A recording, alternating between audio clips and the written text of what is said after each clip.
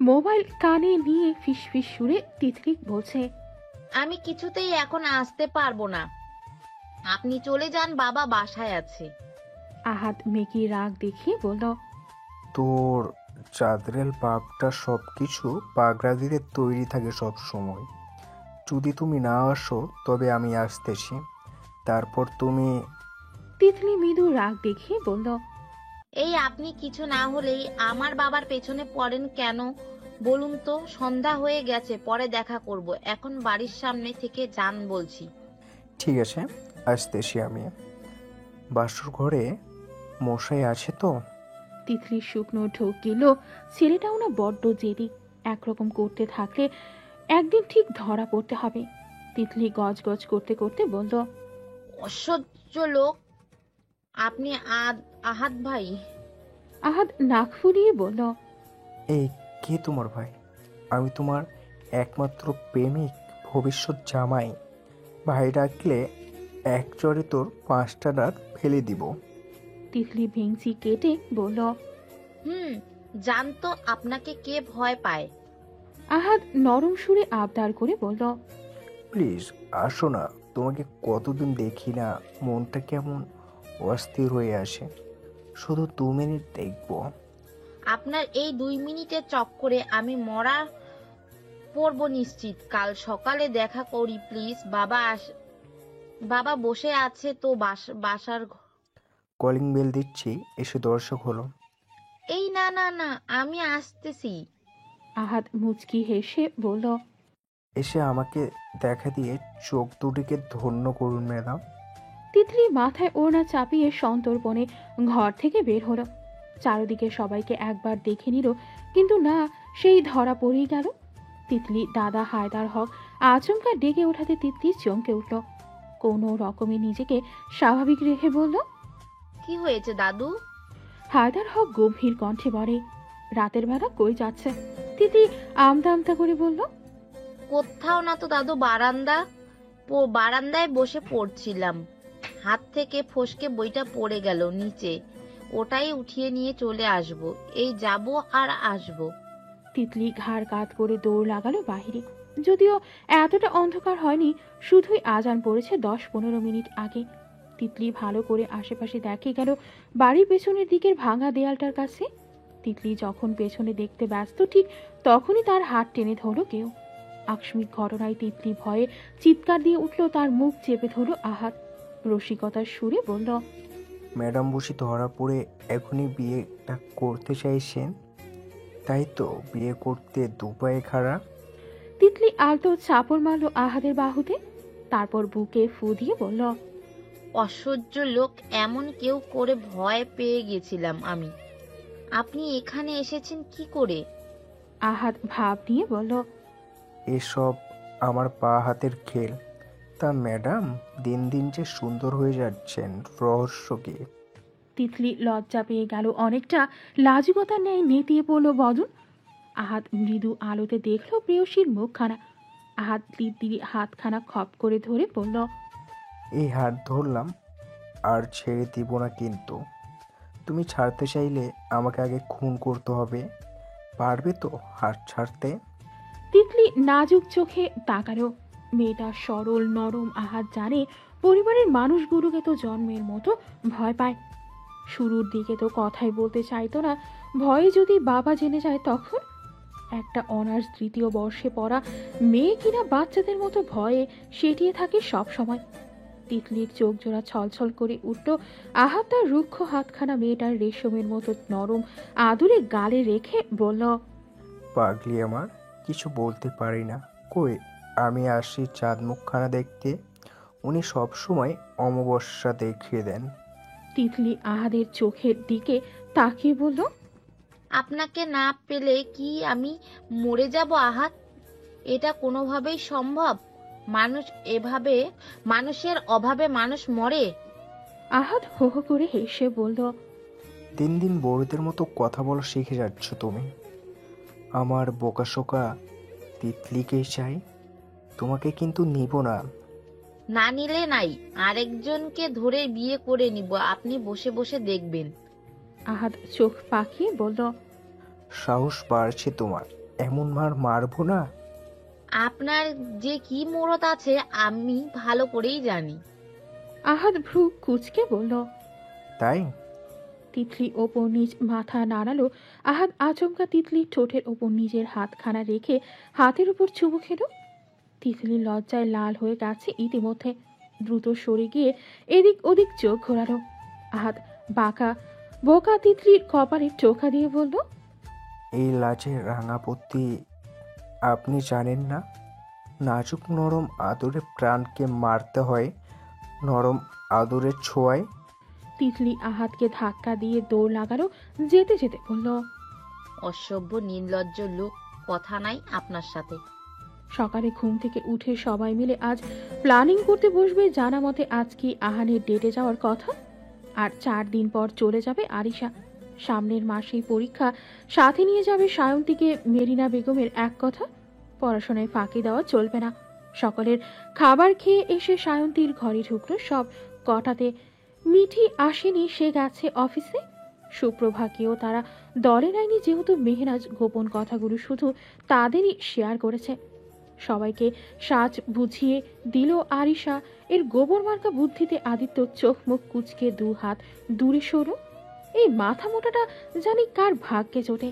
সারাটা দিন অদ্ভুত সব চিন্তা করে বোকাদের মতো নিজের বুদ্ধিতে নিজেই ফাঁসে। লাফালাফি চিল্লাচিল্লি কিছুই বাদ রাখে না একেবারে। সায়ন্তী চোখ ছোট ছোট করে বলল, এরকম অদ্ভুত সাজে বাসা থেকে বের হতে তোর শরম করতো না? মেহনাজ বলল, বের হওয়ার সময় কেউ দেখলে তো চোর ভেবে সেখানে 2-3 ঘা বসিয়ে দেবে। আরিশা ভাব নিয়ে বলল, আরে আমি আছি না, এমন মেকআপ করব কেউ চিনতেই পারবে না।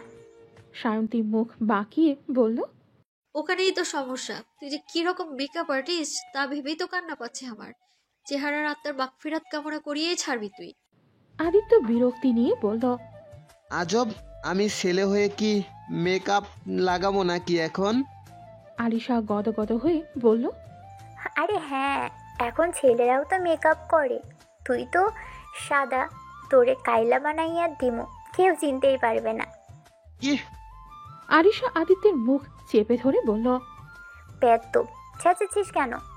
আদিত্য চোখ বড় বড় করে তাকিয়ে বলল, সারা জীবন শুনলাম মেকআপ দিয়ে কালোরা সাদা বানাইয়া বিয়া দেয়, তুই বলছিস সাদা থেকে কালো করে দিবি?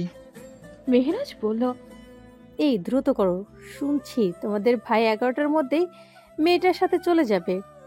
আরিশা তড়িঘড়ি করে উঠে বলল, আমি আগেই রেডি হতে যাচ্ছি। আদিত্য তুইও যা। ভাবি তুমি সুন্দর করে সাজো, তোমারটাই কিন্তু অনেক বেশি গুরুত্বপূর্ণ, ধরা পড়লে সব শেষ। সায়ন্তী বলল। আমি বাবার থেকে অনুমতি নিয়ে আসি। সায়ন্তী বের হতেই ওরা যে যার কাজে ব্যস্ত হলো। সায়ন্তী বাবার রুমে নক হলো। ইজাজুল মেয়ে এসেছে বুঝতে পেরে বলল, মা আয়। সায়ন্তী গিয়ে বসলো বাবার পাশে। রুবিনা বেগম নেই, তা দেখে স্বস্তির নিঃশ্বাস ছাড়ল সায়ন্তী। সায়ন্তী মুচকি হেসে বলল, বাবা কাল একবার ঢাকায় যাব আমি। আমাদের টিমের একটা ম্যাচ আছে কাল, পার্শ্বতী একাডেমির সাথে খেলবে। সেখান থেকেই বোর্ডের লোকেরা সিলেকশন করবে শুনলাম। প্র্যাকটিস করি না অনেকদিন, তার উপরে কোচ ফোন দিয়ে বলল দলটাকে জেতাতে হলেও যেন যাই। আমাকে উনি বিশ্বাস করছেন। আমি কি পারবো বাবা? যাওয়া উচিত আমার? ইজাজুল মেয়ের মাথায় হাত রেখে হাসলেন। তারপর দৃঢ় আত্মবিশ্বাসের সহিত বললেন, অবশ্যই যাওয়া উচিত। কয়েকদিন প্র্যাকটিস না করলে কিছু হবে না। তোমার দীর্ঘ 6 বছরের অভিজ্ঞতা আছে মা, আমার বিশ্বাস তুমি জিতবি। সায়ন্তী হালকা হাসল। একটা দলে খেলা মানে শুধু নিজে জেতার চিন্তা করার না বাবা। আমি জিতলে যেন পুরো টিম জিতে যায় সেই দিকেও খেয়াল রাখতে হবে বলো। সিলেকশনের চক্করে নিজের একাডেমির মান ডুবিয়ে ফেলে তো হবে না বলো। ইজাজুল মেয়ের কথায় প্রশান্ত হলেন। নীতি আদেশে পরিপূর্ণ তার মেয়ে উর্বশীর মতোই হয়েছে মেয়েটা। দিনকে দিন তিনি মেয়ের বুদ্ধিমত্তায় অবাক হচ্ছেন। মেয়েটা এতটুকু বয়সে কতটা গুছিয়ে নিয়েছে নিজেকে। একা যাবে নাকি কাউকে সঙ্গে নিবি? জীবনে একা চলতে শেখা উচিত বাবা। মানুষ কাউকে আঁকড়ে ধরতে চাইলেও এই নিষ্ঠুর পৃথিবীটা হতে কই দেয়। বারবার কষ্ট পাওয়ার থেকে ভালো নিজেকেই শক্ত করে গড়ে তোলা। আমি একাই যাব বাবা। জীবন আমার, জীবন সংগ্রামটাও আমার। ইজাজুল করুণ চোখে তাকালেন। মেয়েটা কথাবার্তার দিক থেকে ম্যাচিওর তো ছোট থেকেই ছিল, কিন্তু আচরণের দিক ছিল বিপরীত। যে মেয়েটা মা ছাড়া এক চুল কোথাও যেত না, এক গ্লাস পানি পর্যন্ত নিয়ে খেত না, সে কিনা আজ একাই সব করতে পারছে, একা চলতে শিখে গেছে। ইজাজুলের নিজেকে বড় স্বার্থপর মনে হয় মাঝে মধ্যে।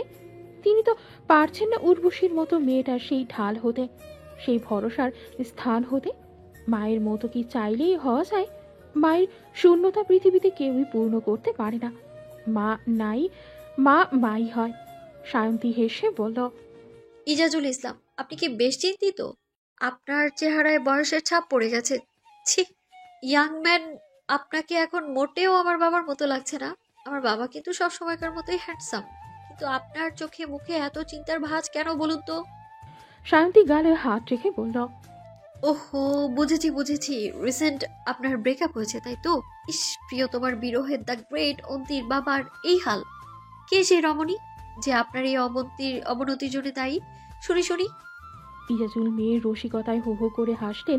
দরজায় দাঁড়িয়ে সবকিছুই দেখলো ও মায়ের আজিজ মির্জা।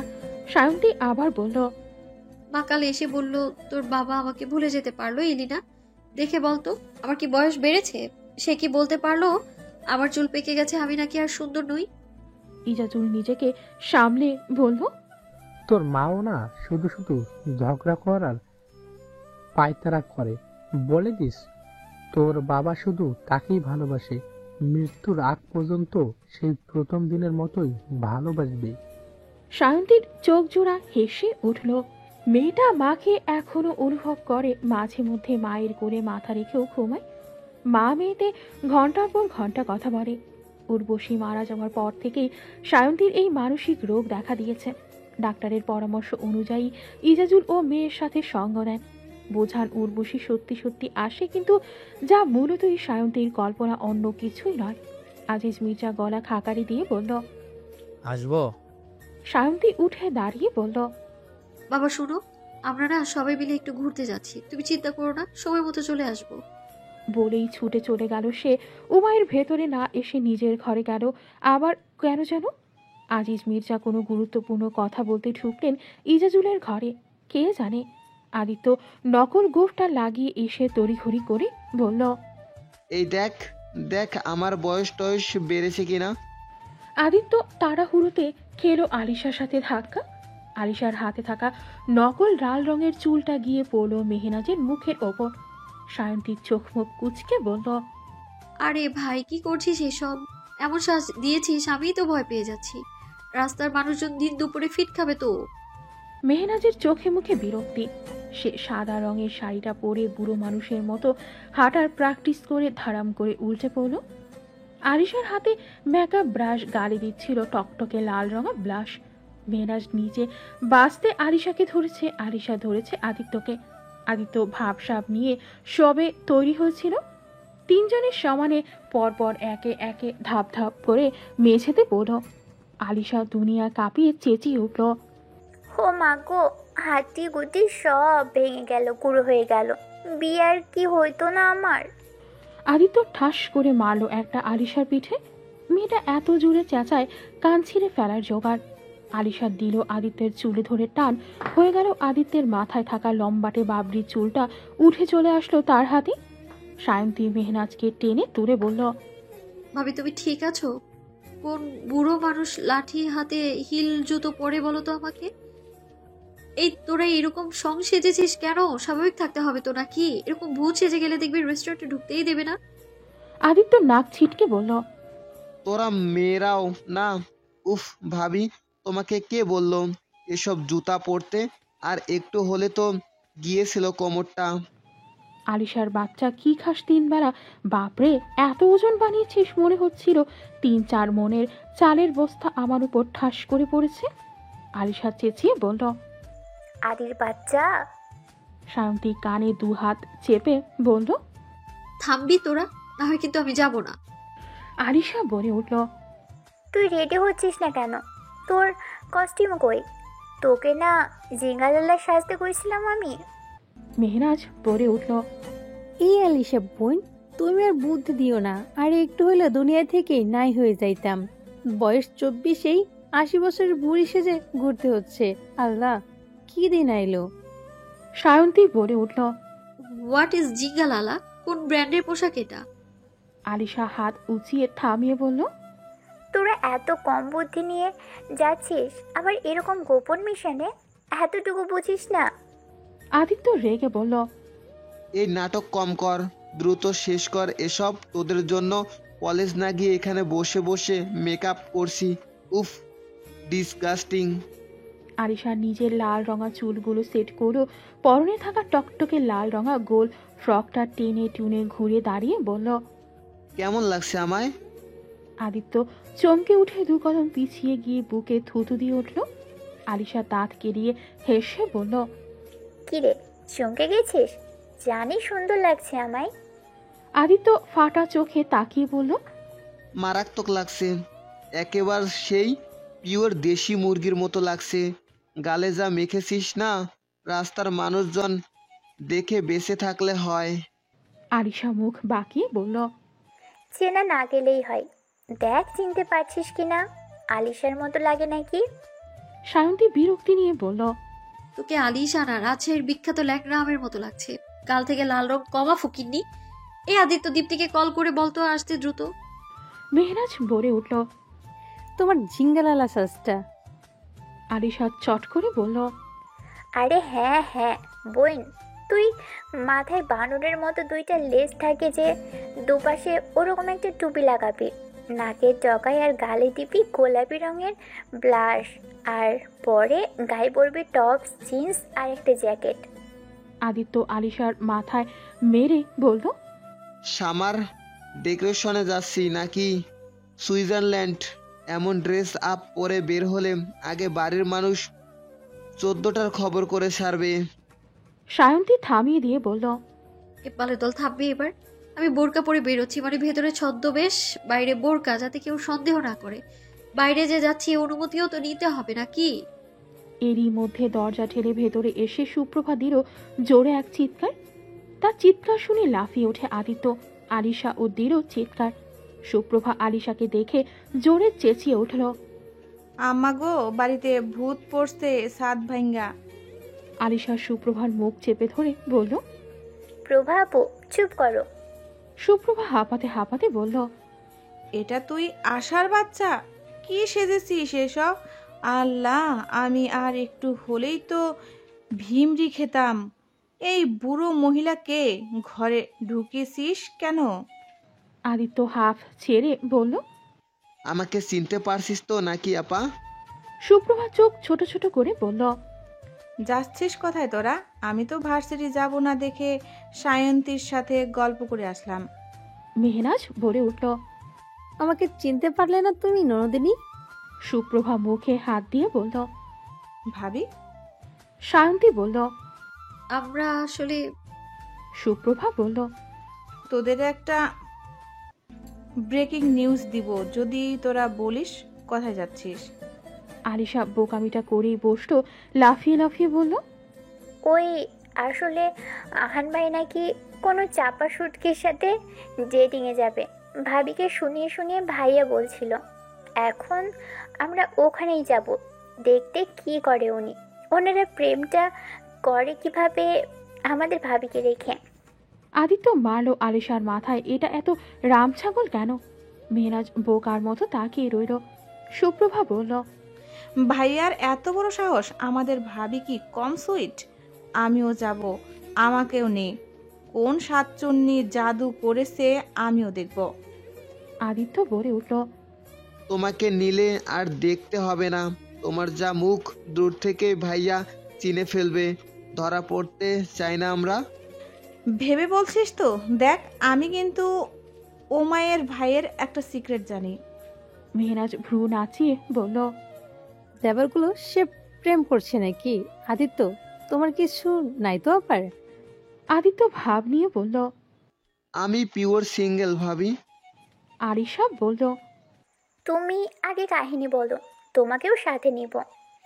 সুপ্রভা চুলগুলো এক হাতে উড়িয়ে দিয়ে বলল। ভাইয়া আসলো আমার ঘরে, তারপর জিজ্ঞেস করলো রুবিনা আন্টি সাজগোজের দিক দিয়ে কতটা আগ্রহী। আমি তো অবাক হয়েছি, অনেক। তারপর বললাম, আগ্রহী মানে? সারাদিন ফেসবুকে বিভিন্ন পেজে শুধু দেখে কোন তেল শ্যাম্পু দিলে চুল লম্বা হবে, তারপর কোন ক্রিম দিলে ফর্সা হবে, এসব আরও কত কি। আদিত্য হতাশ কণ্ঠে বলল, ভাইয়া বলেছে সব, যা মেয়েদের প্রতি বিন্দুমাত্র আগ্রহ নেই, যার বউ কোনোদিন দেখতে পারবে কিনা তা নিয়ে বাড়ির সবাই হাই হুতাশ করে।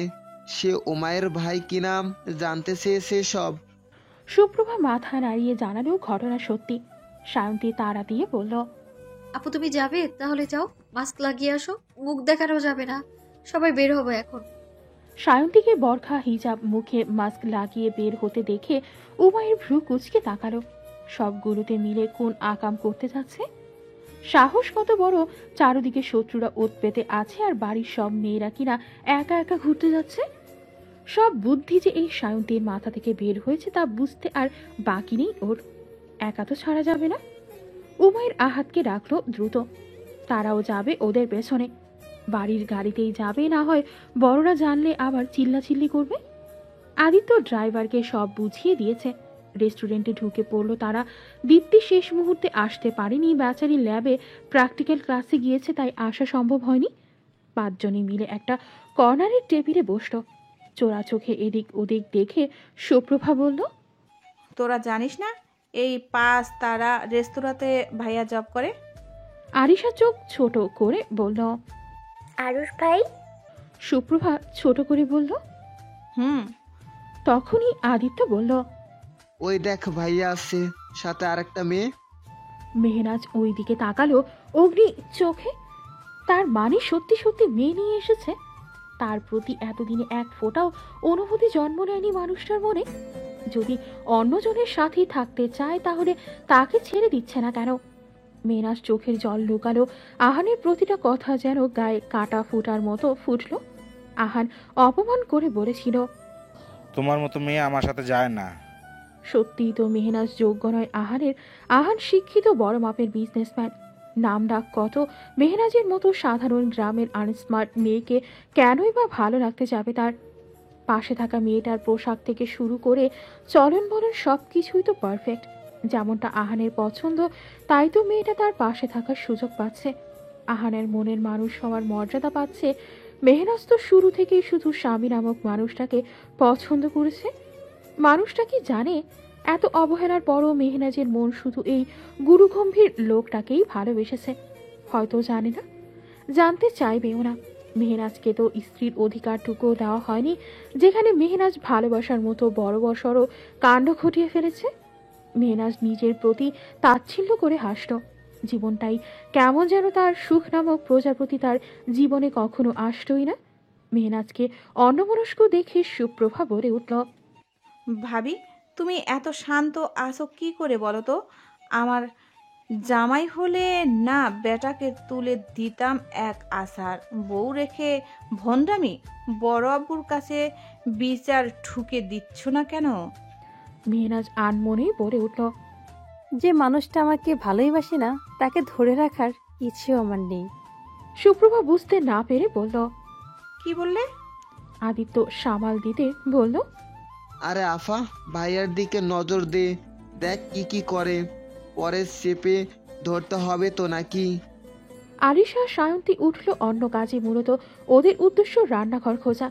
তাদের উঠতে দেখে ভ্রু কোচকাল। উমায়ের এই দুইটা যে কোন পর্যায়ের বিটলা তা ওর থেকে ভালো কে জানে। আরিশারা খোঁজাখুঁজির পর পেয়েও গেল, কিন্তু ঢুকবে কি করে?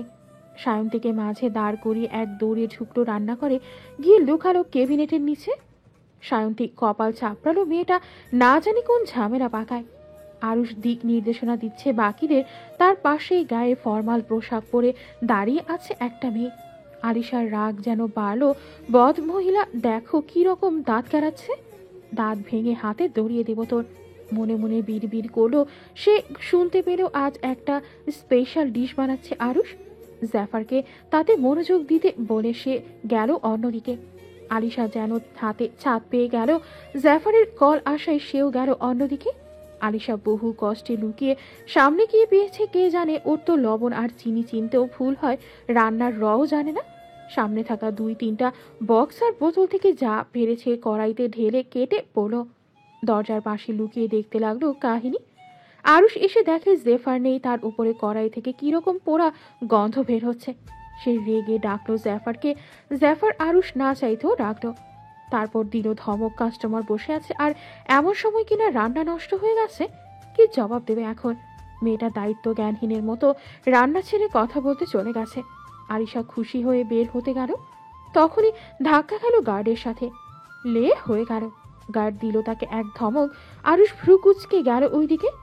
মাথার টুপি দিয়ে অদ্ভুত সাজের মেয়েটাকে দেখে কপালে ভাঁজ পড়ল। মেয়েটা মুখ লুকাতে চাইল। গার্ড ধমক দিল। আলিশা কাঁদো কাঁদো ফেস করে তাকালো। জীবনে এরকম ধমক জোটেনি ওর কপালে। আরুষ গার্ডকে থামিয়ে দিয়ে বলল, এই এক মিনিট, এই মেয়ে, এদিকে তাকাও তো। আলিশা তাকালো। ভীত নয়ন জোড়ায় পানি এসে গেছে। আরুষ হাসবে নাকি কাঁদবে বুঝতে পারছে না। তা ও তো প্রথম দেখাতেই চিনে ফেলেছে বাদরটাকে। হাড়ে হাড়ে চিনে আরুষ, কিন্তু এখানে কি করছে? আরুষ গম্ভীর কণ্ঠে ডেকে উঠল, আচ্ছা। আরিশা ঠোঁট উল্টে ফেললো। এবার সায়ন্তী তড়িঘড়ি করে আসলো। তখন গার্ডকে বোঝানোর ভঙ্গিতে বলল, আঙ্কেল ভুল হয়ে গেছে, আসলে আমার বোন না বুঝে এদিকে চলে এসেছে, প্লিজ ওকে ছেড়ে দিন। আরুষ গার্ডকে বলে উঠল, আপনি যান, ওদের আমি দেখে নিচ্ছি। আরিশা ছলছল নয়নে তাকালো। ধমক খেয়ে এই অবস্থা বুঝতে পেরে আরুষ ওর মাথায় হাত রাখলো। আরিশা শব্দ করে কেঁদে উঠল। হুড়মুড় করে গিয়ে পড়লো আরুষের বুকের উপর, জড়িয়ে ধরে বলল, ভাইয়া, আমি আমি ভুলে এসে পড়েছি। সায়ন্তী বুঝলো অর্ধেক নাটক অর্ধেক সত্যি সত্যি কাহিনী। দিন দিন ড্রামাবাজে পরিণত হচ্ছে মেয়েটা। আরুষ মাথায় হাত বুলিয়ে দিয়ে হেসে বলল, যা সাজ দিয়েছিস না, পুরো লাল রঙের কাকতাড়ুয়া লাগছে, বুঝলি? দপ করে জ্বরে উঠল আরিশের রাগ। এই লোকটা যে বদ তা তো সে ভুলেই বসেছিল। আলিশা তাকে ছেড়ে দিয়ে মুখ ফুলিয়ে রাখলো। জেফার চোখ গোল গোল করে দেখলো সব। আরুষের মতো ছেলেটাও এদের পাগলামি সহ্য করছে, যার ধমকে বাকিরা তটস্থ থাকে। সে এখানকার দ্বিতীয় প্রধান শেফ, তাই আরুষের কথার মূল্য বেশি। তাকে সবাই মান্যও করে। আরুষ সায়ন্তীর দিকে তাকিয়ে বলল, সব শয়তান যে আসবে আমাকে জানাবি না একবার? সায়ন্তী বুঝলো ধরা পড়ে গেছে, তাই আলতো হেসে মাস্ক খুলে বলল, একটা কাজে এসেছিলাম ভাইয়া। এই কি কাজ? আরিশা দাঁত কেলিয়ে বলল, শান্তির বয়ফ্রেন্ডের সাথে দেখা করতে এসেছি। আরুষ আলিশার মাথায় একটা মেরে বলল, এমন সাজে আরেকটা না দিতে সত্যি সত্যি বল। আলিশা আরুষের হাতে চিমটি কেটে বলল, বলবো না। তুই না মাত্র ভ্যাঁ ভ্যাঁ করে কাঁদছিলি। আলিশা তাকিয়ে দেখে পাশে সায়ন্তী নেই। গেল কই? এদিক ওদিক খুঁজেও পেল না। আরুষ আলিশার হাত চেপে ধরে বলল, কি করতে এসেছিস? আলিশা মুখ ছোট করে বলল, আহান ভাইয়া ভাবিকে রেখে কার সাথে যেন ডেটে এসেছে। আরুষ চাপা কণ্ঠে বলল, কি? চলো দেখবে। আরুষ ওর সাথে বের হওয়ার আগে জেফারকে বলল, আবার নতুন করে রেসিপিটা তৈরি করুন জেফার, আমি কাস্টমারকে সামলে আসি। হ্যাঁ। আরুষ যাওয়ার সময় দেখলো ওয়াশরুমের পাশে দাঁড়িয়ে আছে উমায়ের সায়ন্তী। মানে যা তা সব কটাতে এসেছে এখানে, চলেছে তাকে। আরুষ গিয়ে দেখলো আহাদও আছে। বাহ, মিটিকে বাদে সব মানিক চাঁদ এখানে এসেছে বড় ভাইয়ের প্রেম করা দেখতে। ভাবিকে রেখে আসতো কেন? আরুষ কণ্ঠ খাদে নামিয়ে জিজ্ঞেস করলো, ভাবি কই? ওই যে বৃদ্ধ মহিলাকে দেখছো। আরুষ অবাকের চরম পর্যায়ে করছে নাকি? ভাইয়ের কপালে শনি রবি মঙ্গল সব একসাথে লাগবে এবার। আরুষ শয়তানি হাসি দিয়ে বলল, দাঁড়া দেখাচ্ছি মজা। আরুষ আহানের টেবিলের সামনে দাঁড়িয়ে বলল, স্যার আপনাদের জন্য স্পেশাল কিছু দেবো নাকি? হ্যাঁ। আহান থতমত খেয়ে তাকিয়ে বলল, তুই? আরুষের পরনে শেফ এর সাদা রঙা কোট, মানে বোঝাই যাচ্ছে সে এখানের একজন রাঁধুনি। আরুষ কণ্ঠ খাদে নামিয়ে ফিসফিস করে বলল, ভাবি জানে? আহান কেশে উঠল জোরে জোরে। আহাত কিছুটা দূরে বসে দাঁত গাড়াচ্ছে। ওর মনোযোগ অন্যদিকে আরেক জোড়া কথাই গেল। আরুষ ব্যস্ত ভঙ্গিতে বলল, আরে স্যার করছেন কি? এই ওয়েটার লাভ বার্ডের জন্য 2 গ্লাস স্ট্রবেরি ফ্লেভারের ড্রিঙ্কস নিয়ে আসুন তো। আহান শান্ত চোখে তাকিয়ে বলল, অফিসিয়ালি মিটিং এসেছি আমি। বুঝতেই পারছি, ভাবিকে জানাতে হবে। লুঙ্গিটা গিফট দাও, এবার বুঝবে মহিলা মানুষ কি চিজ। আহান অসহায় দৃষ্টিতে তাকালো। ও তো মজা করে ওই দিন বলেছিল ডেটে যাবে, কিন্তু আজ তো অনাকাঙ্ক্ষিত ভাবে অফিসের কাজে এখানে এসেছে আর ভাইয়ের কাছে ধরা। এবার তো মেহনাজ তাকে ভুল বুঝবে। আহান কাচুমাচু করে বলল। বাড়ি থেকে কথা বলি। আরুষ ডোন্ট কেয়ার ভাব নিয়ে বলল। রুমে ঢুকতে পারলে বইলো। যাই হোক, টাটা, এনজয় করো। আরুষ এগিয়ে যেতেই আহাদ আরুষকে চেপে ধরে বলল। উমায়ের বাচ্চা কই? আরুষ বলে উঠল। নিজের বাচ্চা ডাউনলোড করার প্রস্তুতি নিচ্ছে। আহাদ বলে উঠল। কি আমাদের না জানি? না না, এইসব মানুষই না, তাড়াতাড়ি চল। মেহনাজ রাগে ফুঁসছে। আদিত্য সুপ্রভা তাকে বাতাস করার ভঙ্গিতে বলছে।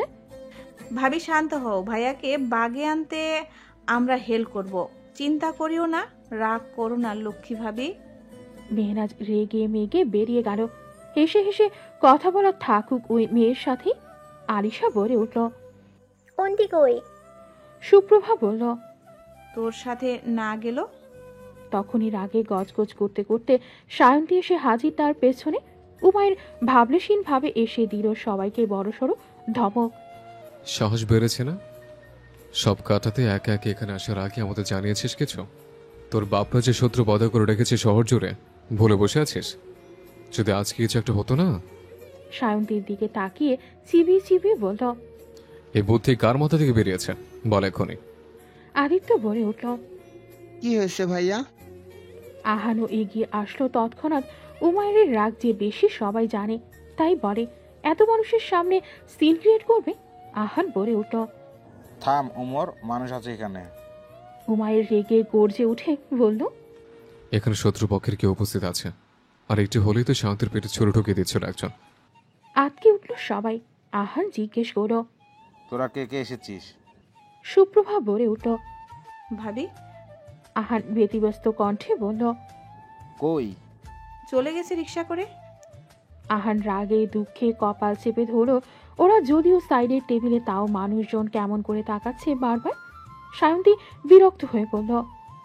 আপনি একটু বেশি রিয়াক্ট করছেন। মারতে এসেছিল, মারেনি তো। আমি তো আর মরে যাইনি, এই দেখুন বেঁচেই আছি। অযথা ঝামেলা কেন করছেন বলুন তো? উমায়ের ঠাস করে একটা চর বসিয়ে দিল সায়ন্তীর গাড়ি। বাকিদের সবার মুখে হাত। রেগে এক লাথি বসালো টেবিলের উমায়ের, তারপর হনহনিয়ে বেরিয়ে গেল সেখান থেকে।